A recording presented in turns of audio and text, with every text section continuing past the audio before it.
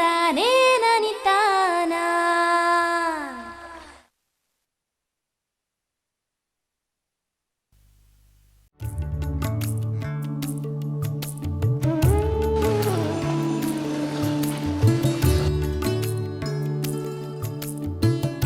ರೈತರ ನಿತ್ಯ ಜೀವನದ ಒಡನಾಡಿಗಳಾಗಿರುವ ಹಸುಕರುಗಳು, ಇತರ ಜಾನುವಾರುಗಳು ಶ್ರಮವಹಿಸಿ ಕೃಷಿ ಕೈಂಕರ್ಯಗಳನ್ನು ಮಾಡುವುದಲ್ಲದೆ ಉತ್ಕೃಷ್ಟ ಮಟ್ಟದ ಹಾಲು ನೀಡುತ್ತವೆ. ರೈತರು ಕೂಡ ಹಸುಗಳ ಆರೋಗ್ಯ ಕಾಪಾಡಿಕೊಂಡು ಅವುಗಳಿಗೆ ಉತ್ತಮ ಆಹಾರ, ಸೂರು ನೀಡಿ ವೈಜ್ಞಾನಿಕ ರೀತಿಯಲ್ಲಿ ಸರಿಯಾದ ಹಾಲು ಕರೆಯುವ ಪದ್ಧತಿ ಅಳವಡಿಸಿಕೊಳ್ಳುವುದು ಅವಶ್ಯ.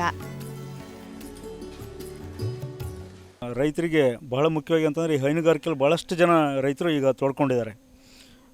ದಿನಕ್ಕೆ 2 ಬೆಳೆ, ಆಮೇಲೆ ಉಪಯೋಗಿಸೋಂಥದ್ದು ನಮಗೆ ಬೇಡದೇ ಇರೋಂಥ ವಸ್ತುಗಳು, ಹೀಗೆಲ್ಲ ಅಡ್ವಾಂಟೇಜ್ಗಳನ್ನು ಹೇಳ್ಕೊಂಡು ಹೈನುಗಾರಿಕೆಯಲ್ಲಿ ತೊಡ್ಕೋತಾರೆ.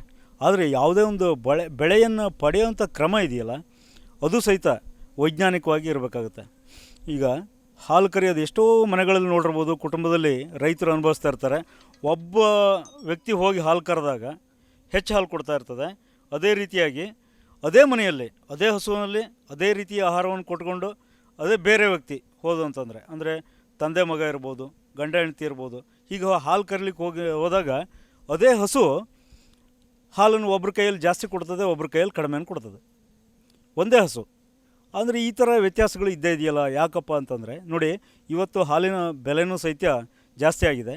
ಒಂದು ಅರ್ಧ ಲೀಟ್ರ್ 1 ಲೀಟ್ರ್ ಹಾಲು ವ್ಯತ್ಯಾಸ ಆಯಿತು, ಹಾಲು ಕರೆಯೋ ಪದ್ಧತಿ ಒಳಗೆ ವ್ಯತ್ಯಾಸ ಆಯಿತು ಅಂತಂದರೆ ಸುಮಾರು 20 ರಿಂದ 25 ರೂಪಾಯಿಯಷ್ಟು ನಷ್ಟ. 1 ಲೀಟ್ರ್ ವ್ಯತ್ಯಾಸದಲ್ಲಿ 25 ರೂಪಾಯಿ ನಷ್ಟ ಆಗುತ್ತೆ. ಇದೇ ರೀತಿ ಈ ಹಾಲು ಕರೆಯುವಂಥ ಕ್ರಮ, ಹಾಗಾಗಿ ರೈತರಿಗೆ ಬಹಳ ಮುಖ್ಯವಾಗಿ ಇದ್ರ ಬಗ್ಗೆ ಅರಿವು ಅಗತ್ಯ ಇದೆ ಅಂತ ನನ್ನ ಅಭಿಪ್ರಾಯ. ಹಾಲು ಕರೆಯಲು ಬೇರೆ ಬೇರೆ ಪದ್ಧತಿಗಳಿವೆ. ಹಸುವಿಗೆ ನೋವಾಗದಂತೆ 3 ಬೆರಳುಗಳಿಂದ ಕೆಚ್ಚಲು ಎಳೆದು ಹಾಲು ಕರೆಯುವ ಪದ್ಧತಿ ಸೂಕ್ತ. ಇಲ್ಲವೇ ಸಂಪೂರ್ಣ ಕೈ ಬಳಸಿ ಹಾಲು ಕರೆಯುವುದು ಉತ್ತಮ. ಸಾಮಾನ್ಯವಾಗಿ ರೈತರು 3 ಪದ್ಧತಿಯಲ್ಲಿ ಹಾಲನ್ನು ಕರೀತಾರೆ. ಕೈಯಲ್ಲಿ ಉಪಯೋಗಿಸಿ ಕರಿಬೇಕಾದ್ರೆ 1, 2 ಅಥವಾ 3 ಬೆರಳನ್ನು ಹಿಡಿದ್ಬಿಟ್ಟು ಹಿಂಡೋ ಅಂಥದ್ದು, ಮೊಲೆ ಬುಡದಿಂದ ಹಿಡಿದು ನೀವಿ ಕೆಳತನಕ ಅದನ್ನು ತೊಗೊಂಬಂದು ಹಾಲಿನಲ್ಲೇ ಕರೀತಾರೆ.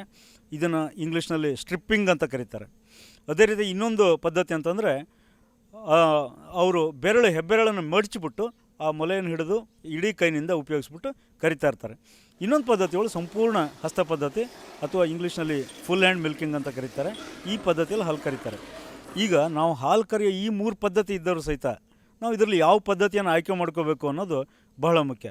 ಒಂದು, ನಮ್ಮ ಇದರಲ್ಲಿ ಗಮನ ಹರಿಸೋದು ಅಂತಂದರೆ, ಕೆಲವ್ರ ಕೈಯಲ್ಲಿ ಹೆಚ್ಚಿಗೆ ಹಾಲು ಬರುತ್ತೆ, ಕೆಲವ್ರ ಕೈಯಲ್ಲಿ ಕಡಿಮೆ ಹಾಲು ಬರ್ತದೆ, ಅದೇ ಹಸು ಅದೇ ಆರೈಕೆ ಇದ್ದರೂ ಸಹಿತ ಅಂತ ಹೇಳ್ಬಿಟ್ಟು. ಸೊ ಹಾಗಾಗಿ ಇದರಲ್ಲಿ ನಾವು ವಿಚಾರ ಮಾಡೋದು, ಚುರುಕಾಗಿ ಹಾಲು ಕರೆಯೋರ ಕೈಯಲ್ಲಿ ಜಾಸ್ತಿ ಹಾಲು ಬರ್ತದೆ, ಅಂದರೆ ಈ ಚುರುಕಾಗಿ ಹಾಲು ಕರಿಬೇಕು. ಎರಡನೇದಾಗಿ ಇನ್ನೊಂದು, ಆ ಕರೆಯುವಂಥ ಪದ್ಧತಿ ಯಾವುದನ್ನು ಆಯ್ಕೆ ಮಾಡ್ಕೋತಾರೋ ಅದು ಆ ಹಸುವಿಗೆ ನೋವನ್ನು ಉಂಟು ಮಾಡಬಾರ್ದು, ಆಹ್ಲಾದತೆಯನ್ನು ಉಂಟು ಮಾಡಬೇಕು. ಹಸು ಅತ್ಯಂತ ನೆಮ್ಮದಿಯಿಂದ ಹಾಲನ್ನು ಕೊಡ್ತಾ ಇರಬೇಕು, ಅದಕ್ಕೆ ನೋವು ಆಗಬಾರ್ದು. ಹಾಗಾಗಿ ಈ ಪದ್ಧತಿಯಲ್ಲಿ ನಾವು ಯಾವುದನ್ನು ಆಯ್ಕೆ ಮಾಡ್ಕೋಬೇಕು ಅಂತಂದರೆ, ನಾನು ಈಗಾಗಲೇ ಮೊದಲು ಹೇಳಿದಂಥ ಸ್ಟ್ರಿಪ್ಪಿಂಗ್ ಅಥವಾ 2 ಅಥವಾ 3 ಬೆರಳಿನಲ್ಲಿ ಎಳೆದು ತೆಗೆಯುವಂಥ ಪದ್ಧತಿ ಒಳಗೆ ಕರೆದ್ರೆ ನಾವು ಸುಮಾರು ಒಂದು 5 ರಿಂದ 8 ನಿಮಿಷದವರೆಗೆ ಕರೆದ್ರೂ ಸಹಿತ 1.5 ರಿಂದ 2 ಲೀಟ್ರ್ ಹಾಲು ಕರಿಬೋದು. ಹಾಗಾಗಿ ಈ ಪದ್ಧತಿ ಏನಿದೆ, 1.5 ರಿಂದ 2 ಲೀಟ್ರ್ ಹಾಲು ಕೊಡ್ತಾರಂಥ ಹಸುಗಳು ಅಂದರೆ ಬಹುತೇಕವಾಗಿ ನಮ್ಮ ನಾಟಿ ಹಸುಗಳು, ಅಥವಾ ಈ ಗರ್ಭಾವಸ್ಥೆಯ ಕೊನೆಯ ಹಂತದಲ್ಲಿ ಬಂದಿರೋಂಥದ್ದು, ಅಂದರೆ ಸುಮಾರು ಒಂದು 5 ತಿಂಗಳು 6 ತಿಂಗಳು ಗಬ್ಬಾರಂಥ ಹಸುಗಳು ಹಾಲು ಕಡಿಮೆ ಕೊಡ್ತಾ ಇರ್ತದೆ. ಅಂಥ ಹಸುಗಳಿಗೆ ಇವು ಯೋಗ್ಯ. ಹಾಗಾದರೆ ಇನ್ನೊಂದು ಪದ್ಧತಿ ಅಂತಂದರೆ ಈ ಬೆರಳು ಮಡಚಿ ಕರೆಯುವಂಥ ಪದ್ಧತಿ ಅಂತ ಹೇಳಿದೆ.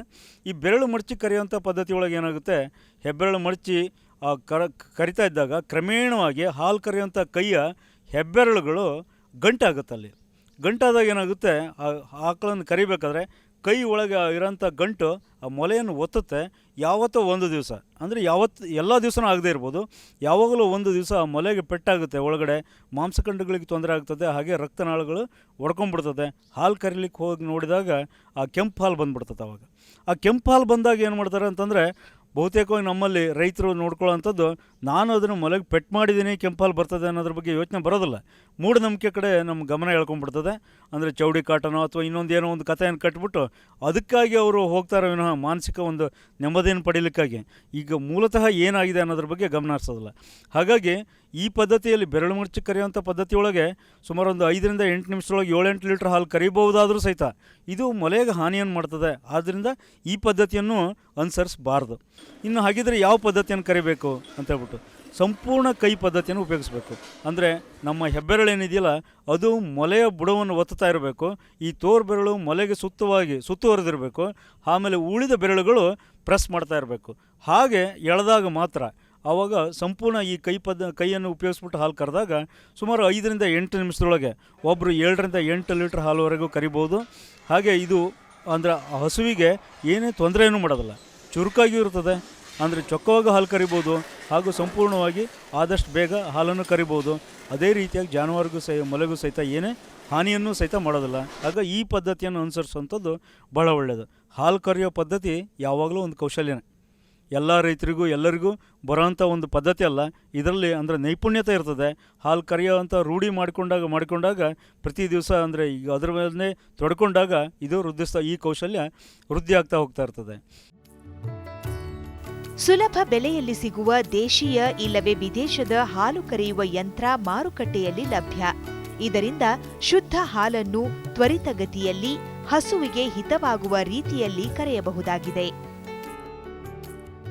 ಈಗ ಇತ್ತೀಚೆಗೆ ಅಂದರೆ ಎಲ್ಲರಿಗೂ ಹಾಲು ಕರೀಲಿಕ್ಕೆ ಬರೋದಿಲ್ಲ ಅಂತಲೂ ಹೇಳಿದೆ ನಾನು. ಹಾಗಾಗಿ ಏನಾಗ್ಬೋದು ಅಂತಂದರೆ ಈಗ ಹಾಲು ಕರೆಯುವಂಥ ಯಂತ್ರಗಳು ಸಹಿತ ಇದೆ, ಯಂತ್ರಗಳು ದೊರಕ್ತಾ ಇದೆ.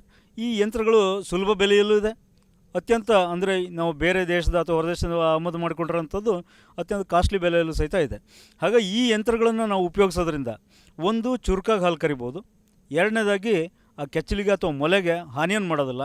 ಆಮೇಲೆ ಇನ್ನೊಂದು ಮೂರನೇದಾಗಿ ಭಾಳ ಮುಖ್ಯವಾಗಿ ಅಂದರೆ ಇವತ್ತು ನಾವು ಈ ಹಾಲಿಗೆ ಇಷ್ಟು ಮಾತ್ರ ಬೆಲೆನಾ ಅಂತ ಕೇಳ್ತಾ ಇದ್ದೀವಿ, ಅಂಥ ಪ್ರಸಂಗ ಇದೆ. ಇಷ್ಟೇ ರೇಟಾ ಅಂತ ಹೇಳ್ಕೊಂಡು ಇನ್ನೂ ಹೆಚ್ಚಿನ ರೇಟ್ ಸಿಗೋದಲ್ವ ಅಂತೇಳಿ ನಾವು ನಮ್ಮ ದೇಶದಲ್ಲಿ ಉತ್ಪತ್ತಿ ಆಗ್ತಾರಂಥ ಹಾಲನ್ನು ಬೇರೆ ದೇಶಕ್ಕೆ ನಾವು ರಫ್ತು ಮಾಡೋದು ಆದರೆ ಆವಾಗ ಖಂಡಿತವಾಗಿಯೂ ನಮಗೆ ಹಾಲಿಗೆ ಇನ್ನೂ ಹೆಚ್ಚಿನ ಬೆಲೆ ಬಂದೇ ಬರ್ತದೆ.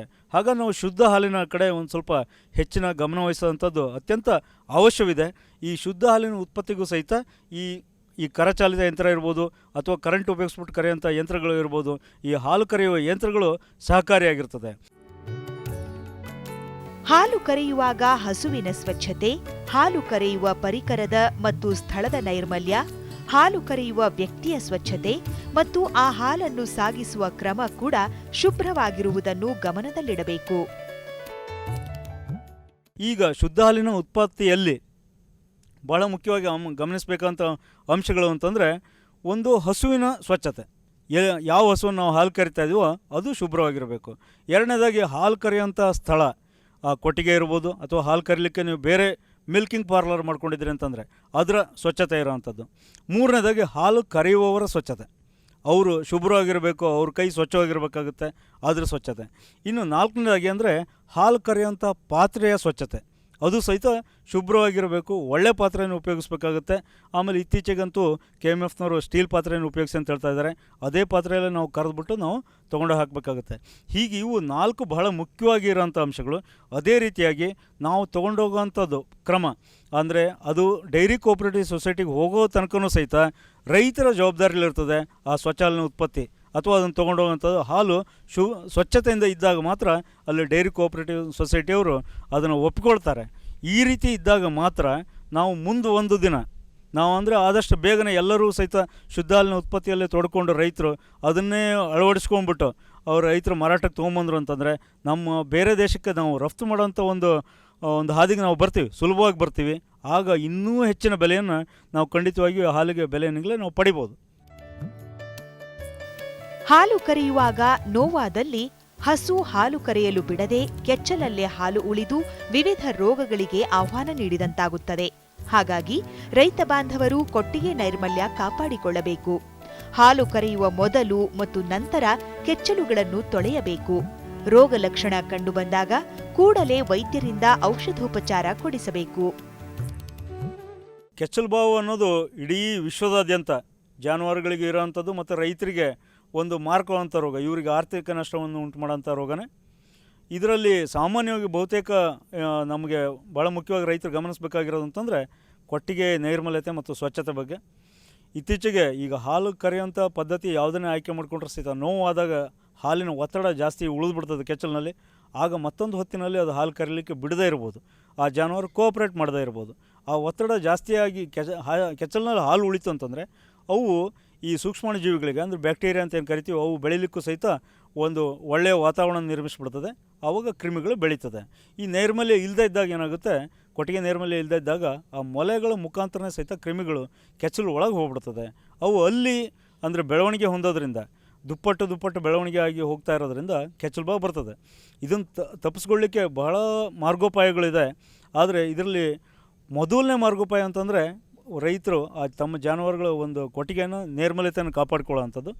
ಎರಡನೇದಾಗಿ ಅವು ಸಾಮಾನ್ಯ ಹಾಲು ಕರೆದಾದ ಮೇಲೆ ಒಂದು 15ರಿಂದ 20 ನಿಮಿಷದವರೆಗೂ ಸಹಿತ ಆ ಮೊಲೆ ಪೂರ್ವ ಸ್ಥಿತಿಗೆ ಬರಲಿಕ್ಕೆ, ಹಾಲು ಇಳಿಸಿದಾಗ ಆ ಮೊಲೆಯಲ್ಲಿ ಹಾಲು ಬರೋವಂಥ ಒಂದು ದಾರಿ ಏನಿರ್ತದೆ ಅದು ಕಟ್ಕೋಬೇಕು ಅಂತಂದ್ರೆ ಒಂದು 20 ನಿಮಿಷ ಬೇಕಾಗುತ್ತೆ. ಅಲ್ಲಿವರೆಗೆ ಆ ಜಾನುವಾರು ಮಲಗಲಿಲ್ಲ ಅಂತಂದರೆ ಸಾಮಾನ್ಯ ಆ ಕ್ರಿಮಿಗಳು ಒಳಗೆ ಹೋಗೋದಿಲ್ಲ. ಆಮೇಲೆ ಇನ್ನೊಂದು, ರೈತರು ಸಾಮಾನ್ಯವಾಗಿ ಈ ಕೆಚ್ಚಲು ಬಾವು ಬಂದಾಗ ಏನು ಮಾಡ್ತಾರೆ ಅಂತಂದರೆ ಅದಕ್ಕೆ ಟ್ರೀಟ್ಮೆಂಟ್ ಮಾಡಿಸೋವಂಥದ್ದು ತಕ್ಷಣ ಮಾಡಿಸೋವಂಥ ಕ್ರಮ ಬಹಳಷ್ಟು ಕಡಿಮೆ. ಅಂದರೆ ಇತ್ತೀಚೆಗೆ ಕೆಲವೊಂದು ರೈತರು ಇದರ ಪ್ರಾಮುಖ್ಯತೆಯನ್ನು ಅರಿತು ತಕ್ಷಣ ಟ್ರೀಟ್ಮೆಂಟ್ ಮಾಡಿಸ್ತಾರೆ. ಇದು ಆಗ್ಬೋದು, ಸರಿ ಆಗ್ಬೋದು, ನಾಳೆ ಸರಿ ಆಗ್ಬೋದು ಅಂತ ಹೇಳ್ಕೊಂಡು ಏನೋ ಒಂದು ಮಾಡಿದಾಗ ಏನಾಗುತ್ತೆ, ಆ ಉಲ್ಬಣ ಆಗಿಬಿಡ್ತದೆ, ಆ ರೋಗ ಉಲ್ಬಣ ಆಗ್ತದೆ. ಆವಾಗ ಅದು ಟ್ರೀಟ್ಮೆಂಟಿಗೂ ನಿಲ್ಕೋದಿಲ್ಲ. ಟ್ರೀಟ್ಮೆಂಟಿಗೆ ನಿಲ್ಕದೆ ಕೆಲವೊಂದು ಸರ್ತಿ ಆ ಕೆಚ್ಚಲು ಹೋಗಿರೋಂಥ ಚಾನ್ಸಸ್ ಇದೆ. ಅದು ಪಕ್ಕದ ಇದಕ್ಕೆ ಹಬ್ಬಿ ಆ ಇಡೀ ಹಸುವೆ ಒಂದು ಏನು ನಿಷ್ಪ್ರಯೋಜಕ ಆಗೋಂಥ ಪದ್ಧತಿನೂ ಸಹಿತ ನಿಷ್ಪ್ರಯೋಜಕ ಆಗೋದು ಸಹಿತ ಸಂದರ್ಭಗಳು ಸಹಿತ ನಮಗೆ ಕಂಡು ಬಂದಿದೆ. ಹಾಗಾಗಿ ಕೆಚ್ಚಲು ಬಾವು ಬರೋ ರೀತಿಯಲ್ಲಿ ಒಂದು ಕೊಟ್ಟಿಗೆ ನೈರ್ಮಲ್ಯತೆಯನ್ನು ಕಾಪಾಡಿಕೊಳ್ಳೋದು ಅವಶ್ಯಕತೆ. ಆಮೇಲೆ ಹಾಲು ಕರೆಯೋದಕ್ಕಿಂತ ಮೊದಲು ಮತ್ತು ಹಾಲು ಕರೆದ ಆದಮೇಲೆ ಅದಕ್ಕೆ ಆ್ಯಂಟಿಸೆಪ್ಟಿಕ್ ಲೋಷನಿಂದ ಕೆಚ್ಚಲನ್ನು ತೊಳಿಬೇಕಾಗುತ್ತೆ. ಇನ್ನು ಮೂರನೇದಾಗಿ ಅಂತಂದರೆ ಅಕಸ್ಮಾತ್ ಏನಾದ್ರು ಕೆಚ್ಚಲು ಬಾವು ಬಂತು ಅಂತ ಇಟ್ಕೊಳ್ಳಿ, ಆವಾಗ ತಕ್ಷಣ ಪಶುವೈದ್ಯರಿಂದ ಒಂದು ಅದಕ್ಕೇನು ಸಲಹೆಯನ್ನು ಪಡೀರಿ, ಚಿಕಿತ್ಸೆಯನ್ನು ಪಡೀರಿ. ತಕ್ಷಣ ಹತೋಟಿಗೆ ಬರಲಿಕ್ಕೆ ಏನು ಅವಶ್ಯಕತೆ ಇದೆಯೋ ಆ ಆಂಟಿಬಯೋಟಿಕ್ಗಳನ್ನು ಅವ್ರು ಯೂಸ್ ಮಾಡ್ತಾರೆ. ಆ ಟ್ರೀಟ್ಮೆಂಟ್ ಮಾಡಿಸೋದೇ ಇದರಲ್ಲಿ ಬಹಳ ದೊಡ್ಡ ಬುದ್ಧಿವಂತಿಕೆ ಅನಿಸುತ್ತೆ. ಇಷ್ಟು ಮಾಡಿಸಿದರೆ ಸಾಮಾನ್ಯವಾಗಿ ಕೆಚ್ಚಲು ಬಾವು ನಮ್ಮ ಹತೋಟಿಯಲ್ಲಿ ಇದ್ದಿರ್ತದೆ ಅಂತ ನನ್ನ ಅನಿಸಿಕೆ. ಹೈನುಗಾರಿಕೆಯಲ್ಲಿ ತೊಡಗಿರುವ ರೈತ ಬಾಂಧವರು ಸರಿಯಾದ ಹಾಲು ಕರೆಯುವ ಪದ್ಧತಿ ಅಳವಡಿಸಿಕೊಂಡು ಸರ್ವ ರೀತಿಯಲ್ಲೂ ನೈರ್ಮಲ್ಯ ಕಾಯ್ದುಕೊಂಡಲ್ಲಿ ಶುದ್ಧ ಹಾಲು ಉತ್ಪಾದಿಸಬಹುದು ಮತ್ತು ಹಸುಗಳ ಆರೋಗ್ಯ ಕಾಪಾಡಿಕೊಂಡು ಲಾಭಾಂಶ ಹೆಚ್ಚಿಸಿಕೊಳ್ಳಬಹುದು.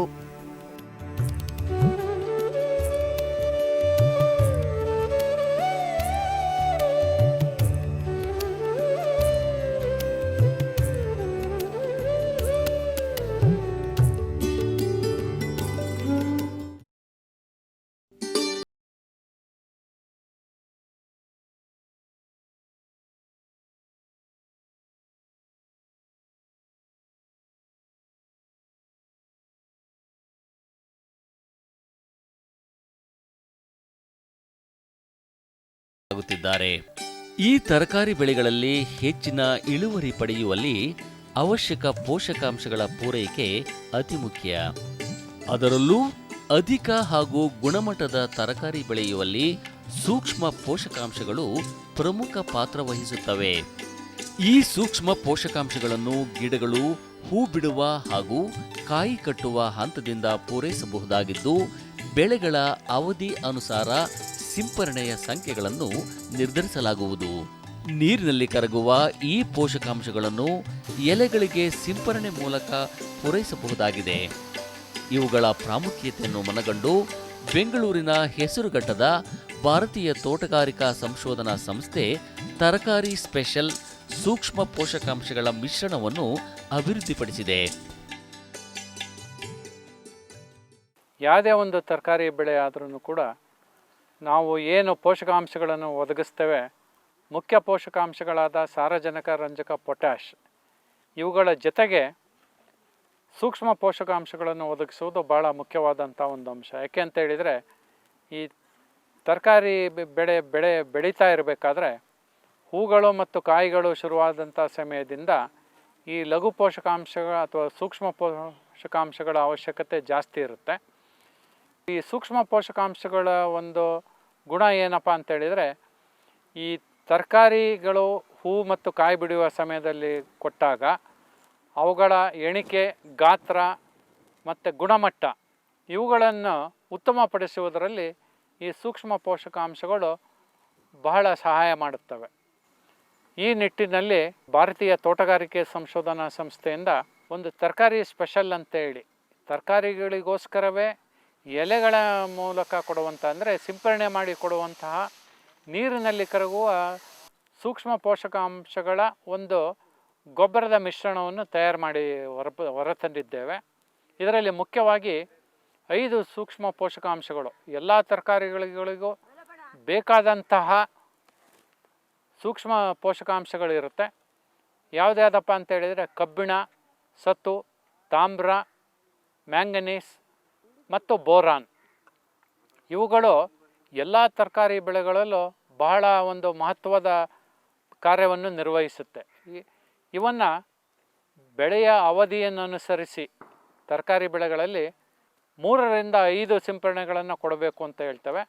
ಇದನ್ನು ಶುರು ಮಾಡಬೇಕಾದಂಥ ಸಮಯ, ಯಾವ ಸಮಯದಲ್ಲಿ ನಾವು ಈ ಎಲೆಗಳ ಮೇಲೆ ಸಿಂಪರಣೆ ಮಾಡಬೇಕು ಅಂದರೆ, ತರಕಾರಿ ಬೆಳೆಗಳು ಬೀಜ ನಾಟಿ ಮಾಡಿ ಇಲ್ಲ ಸಸಿ ನೆಟ್ಟ ಒಂದು 50 ದಿನ ಆದಮೇಲೆ, ಅಂದರೆ ಸಂಪೂರ್ಣವಾಗಿ ಬೆಳೆ ಮಣ್ಣನ್ನು ಆವರಿಸ್ಕೊಂಡ ಮೇಲೆ ಹೂಗಳು ಮತ್ತು ಕಾಯಿಗಳು ಬಿಡುವ ಸಮಯದಲ್ಲಿ ಇದನ್ನು ಶುರು ಮಾಡ್ಕೋಬೇಕು. ಇಲ್ಲಿಂದ 15 ದಿನಗಳಿಗೊಮ್ಮೆ ಶೇಕಡ ಅರ್ಧದಷ್ಟು, ಅಂದರೆ 5 ಗ್ರಾಮ್ 1 ಲೀಟರ್ನಲ್ಲಿ ಕರಗಿಸ್ಬಿಟ್ಟು ಇದನ್ನು ಸಿಂಪರಣೆ ಮಾಡಬೇಕಾಗತ್ತೆ. ನಾನು ಹೇಳ್ದಾಗೆ ಬೆಳೆಯ ಅವಧಿಯನ್ನು ಅನುಸರಿಸಿ 3ರಿಂದ 5 ಸಿಂಪರಣೆ ಬೇಕಾಗತ್ತೆ. ಈಗ ಉದಾಹರಣೆಗೆ ಅಲ್ಪಾವಧಿಯ ಬೆಳೆಗಳಾದ ನೀವು ಈ ಬಟಾಣಿ ಇರ್ಬೋದು, ಹುರುಳಿಕಾಯಿ ಇರ್ಬೋದು, ಇಲ್ಲ ಕ್ಯಾರೆಟ್ ಇರ್ಬೋದು, ಇಲ್ಲ ಮೂಲಂಗಿ ಇರ್ಬೋದು, ಇಂಥ ಬೆಳೆಗಳಿಗೆ 3 ಸರ್ತಿ ಸಿಂಪರಣೆ, 15 ದಿನಕ್ಕೊಂದು ಸರ್ತಿ ನಾಟಿ ಮಾಡಿದ ಅಥವಾ ಬೀಜ ಬಿತ್ತನೆಯಾದ 40 ದಿನಗಳ ನಂತರ ಶೇಕಡ 0.5 ಕೊಡಬೇಕು ಅಂತ ಹೇಳಿದೆ. ಇದು ಸ್ವಲ್ಪ ಜಾಸ್ತಿ ಅವಧಿಯ ಬೆಳೆಗಳಾದಂತಹ ಟೊಮೆಟೊ ಆಗಿರ್ಬೋದು, ಮೆಣಸಿನ್ಕಾಯಿ ಆಗಿರ್ಬೋದು, ದೊಣ್ಣೆ ಮೆಣಸಿನ್ಕಾಯಿ ಆಗಿರ್ಬೋದು, ಬದನೆ ಆಗಿರ್ಬೋದು, ಇಂಥ ಬೆಳೆಗಳಿಗೆ 5 ಸರ್ತಿ ಇದನ್ನು ನಾವು ಸಿಂಪರಣೆ ಮಾಡಬೇಕು ಅಂತ ಹೇಳ್ತೇವೆ. ಮತ್ತು 0.5 ಅಂದರೆ ಶೇಕಡ ಅರ್ಧದ ಪ್ರಮಾಣದಲ್ಲಿ ಅಂತೇವೆ. ಅಂದರೆ 5 ಗ್ರಾಮ್ ಈ ಸೂಕ್ಷ್ಮ ಪೋಷಕಾಂಶದ ಗೊಬ್ಬರವನ್ನು 1 ಲೀಟರ್ ನೀರಿನಲ್ಲಿ ಕರಗಿಸಿ ಸಿಂಪರಣೆ ಮಾಡಬೇಕಾಗತ್ತೆ.